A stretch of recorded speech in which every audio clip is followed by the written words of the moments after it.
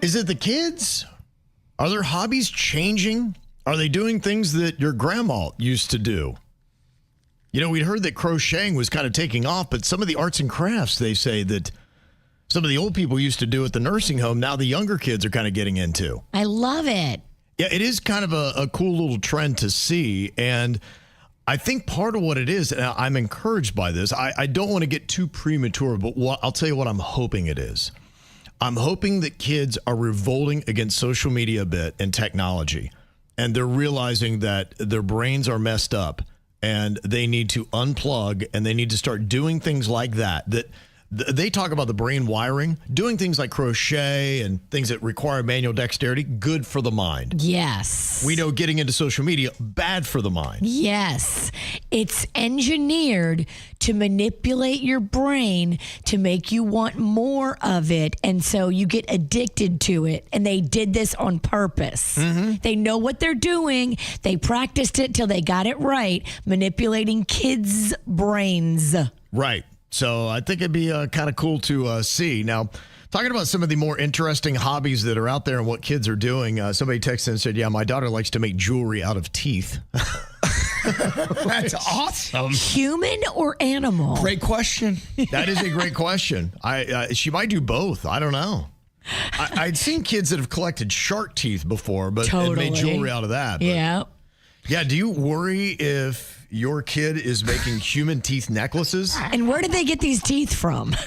That's what I'm saying. Is it from the same person? Is it a mixture of teeth?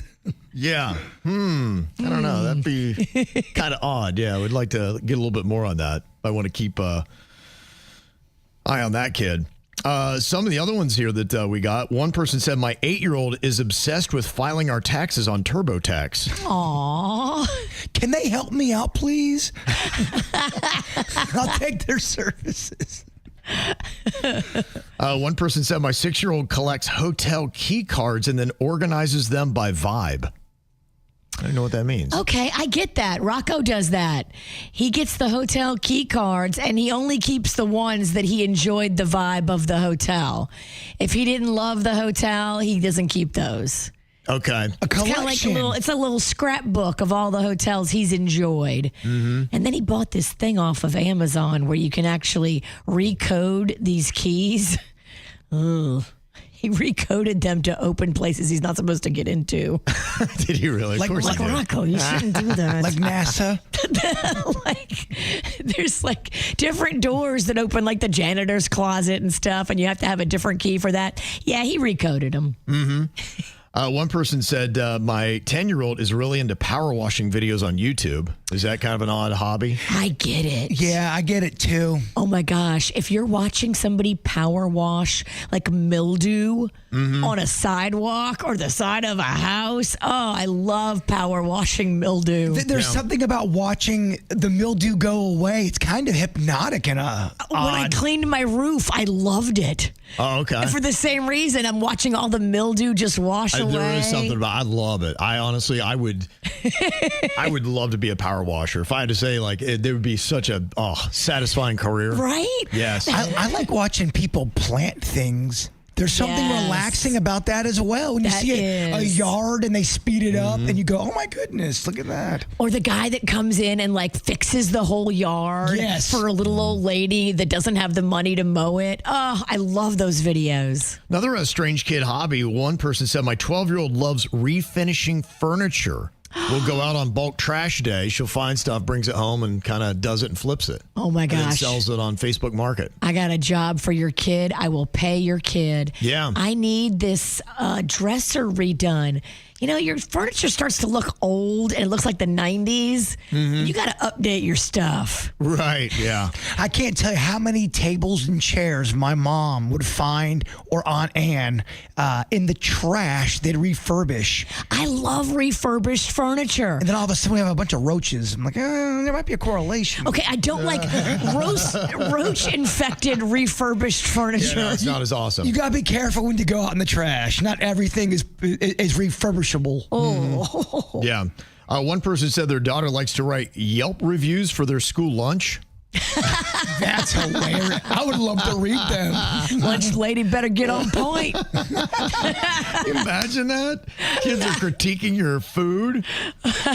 And one other person said, my 9-year-old is building a retirement plan in Excel. Wow. Gosh, that's amazing. I mean, how about that? A 9-year-old? What an amazing kid. Wow. That's pretty crazy. Okay, there you go. So some interesting things the kids are doing. And honestly, really not a lot of it had to do with social media or watching a screen, which Good is for kind of these encouraging. kids. Yeah. Yeah, and I'm seeing something, and, some people are kind of confessing to it. It seems like the crochet is very popular. I'm getting a lot of people saying, yeah, my daughters do that even into their 20s now. They don't go out partying. They stay home and crochet. Which that would be like, oh my gosh, you're going to be an old maid back in the day. But I love that they do that. I follow a guy on TikTok who makes the most beautiful jackets and hats. Mm-hmm. It's crochet, but it's like with a little bit of a edge to it. Okay. I'm a little stupid on this. Crochet, is that just another name for sewing?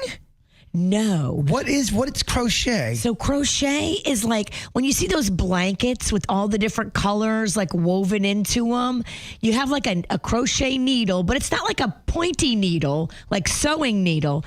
It's more like got a little hook on the end of it, and you just kind of weave the yarn. Huh.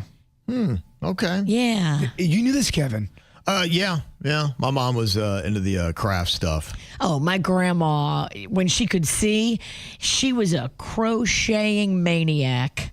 We have so many blankets and scarves, and she went to town on the crochet. Yeah, my dad was telling me, he goes, back in the day when he was a little boy, everybody was sewing and crocheting. He goes, that's how people just got through stuff. Well, you made your own blankets. You did. Yeah. You made your own stuff. And I think we've gotten away from that. And it's exciting to see kids care about sewing and crocheting because there's such pride in anything you make yourself. A jacket, a scarf, a piece of furniture, a sandwich. A sandwich. Yeah. When you do it yourself, you're like, wow, I am amazing. One text says, my 7-year-old knits little scarves for our bananas so they don't get cold. Now that's adorable. That is precious. I know. So pure and innocent. I love it. I would buy a banana scarf. I would too. And kind of on that with some of these odd little hobbies for kids, people a bit older, Gen Z, my daughter's age, in your 20s, they got a new thing, apparently. It's called raw dogging boredom. You saw the raw dogging where you're staring straight ahead when you got on a flight with no movies, music, anything. You just sit in silence. Kind of doing the same thing like we had talked about yesterday, where I was saying boredom is a great thing. And it's one of the best gifts I had. And they said it's one of the things that's being erased today from modern parenting is they're not allowing their kids to get bored, feeling that they're not being a good parent, keeping their kid always active. And they're saying you need to rethink that, parents, because being bored is a great thing because of how it inspires your imagination and builds creativity. And that's really what it is. I think that the Gen Z is starting to wake up and saying, we got brain hacked, y'all. Yeah, like we need to back away from this. So they stay away from phones, entertainment, because even that puts you down. It's always like, here's the next thing to watch. Right. And you're like, oh my gosh, I'm just always sucked up in this world that's not my own. It's been engineered to manipulate you to do just that. So just know that. And when we have conversations with each other about this, when we talk about it to our kids, then they realize, oh, wow, I'm being manipulated and brain hacked, and I don't want my life to be this. Yep. Well, have you ever watched something and you're kind of going, all right, I've watched this for a while all day, and it kind of lowers your mood. It does, yeah. If you watch too much of whatever. But they've done this on purpose. Yeah. They know what they're doing to manipulate your brain. Like, it's time for us to revolt. And they are. And we were talking last year so much about the mental health issues with Gen Z. And now they're just saying, I think we're starting to figure out the culprit. So the idea is just to detox from constant stimulation. You got to let your brain breathe. Just let it relax. Stop stimulating. I mean, imagine if you're on a treadmill and no one ever hit stop. That's how your brain feels.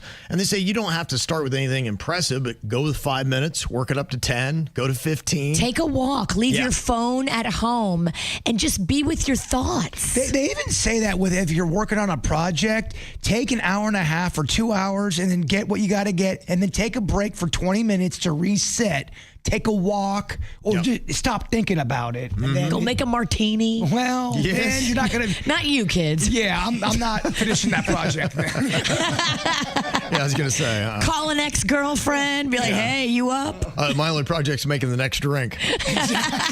Yeah.